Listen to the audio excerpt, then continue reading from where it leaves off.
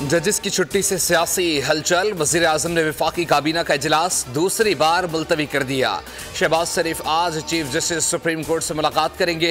Attorney general और वजीर कानून भी हमरा होंगे। मुलाकात के लिए पैगाम वजीर आजम ने खुद भिजवाया। खत में तहरीर शिकायत पर गौर किया जाएगा।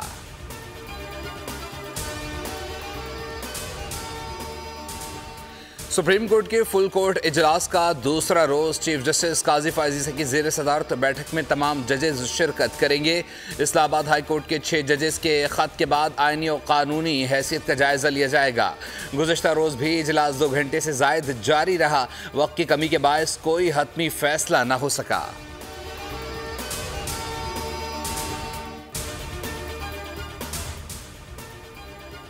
और टोबा टैक्सिंग में भाई के हाथों बहन का कत्ल।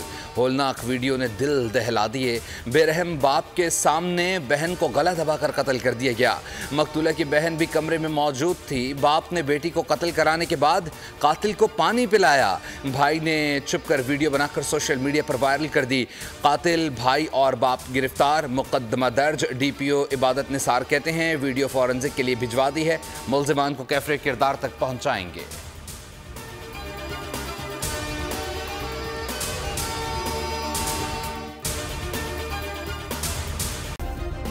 सब्सक्राइब करें और बेल दबाएं ताकि कोई खबर रह न जाए।